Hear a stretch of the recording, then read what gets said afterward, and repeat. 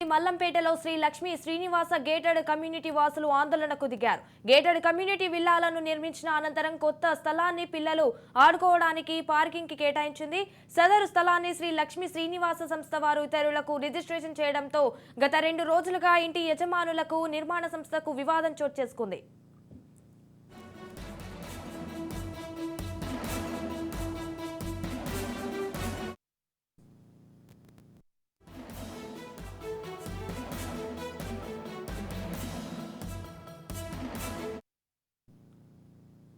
మేము కొనుక్కొని above 5 years అవుతుంది, 5 to 6 ఇయర్స్ అవుతుంది.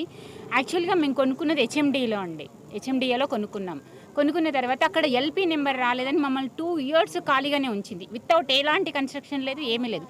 అది కోవిడ్ టైం. కోర్స్ మేము ఫేస్ చేసాము. Okay, this is a Covid time, ఆమె మిస్టేక్ కాదు. సో అది గవర్నమెంట్ ప్రాసెసింగ్ అనుకున్నాము. మేము వెయిట్ చేసాము. ఆ ప్రాసెసింగ్లో తనకి ఎలాంటి కన్స్ట్రక్షన్ చేయలేదు. చివరికి ఏం చేసిందంటే మాకు ఇంకా అబౌవ్ 10 lakhs అయినా సరే మేము యాక్సెప్ట్ చేసాము హెచ్ఎండి అంటే. తర్వాత మమ్మల్ని చాలా ఇయర్స్ వెయిట్ చేయించి జీపీలో ఇచ్చింది. ఓకే, దానికి కూడా మేము యాక్సెప్ట్ చేసాము. ఇక్కడ ఎవ్రీథింగ్ ఇస్ పర్మిషన్తోనే కన్స్ట్రక్షన్ అవుతుంది, మీరు జీపీలో తీసుకోవచ్చు అని చెప్పింది. మరి ఇప్పుడు మమ్మల్ని మీరు పర్మిషన్ గురించి క్వశ్చన్ అడుగుతున్నారు. ఆమె ఏ పర్మిషన్ లేకుండా ఏం లేకుండా మాకు ఎలా అమ్ముంటుంది? కానీ ఈ క్వశ్చన్ మీరు నిర్మాణ సంస్థ సిబ్బంది పార్కింగ్ లో ఏర్పాటు చేసిన సూచిక బోర్డును రాత్రికి రాత్రే మాయం చేసి పార్కులోని తాత్కాలిక నిర్మాణాలను తొలగించే ప్రయత్నం చేయడంతో ఇంటి యజమానులకు బిల్డర్లకు మధ్య వివాదం నెలకొంది. ఈ వివాదం పోలీస్ స్టేషన్ వరకు చేరుకుంది. తమకు చట్టపరంగా న్యాయం జరగాలని ఇంటి యజమానులు మీడియాతో మొరపెట్టుకున్నారు.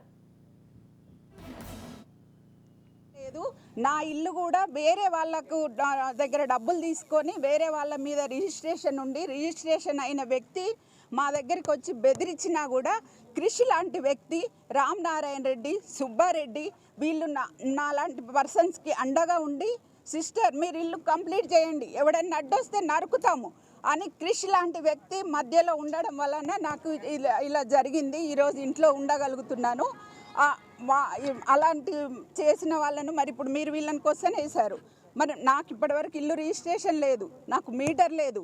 మీటర్ వచ్చింది అని నన్ను బ్లాక్మెయిల్ చేస్తుంది. మీరు ఇక్కడ దేనికి మీరు ఈ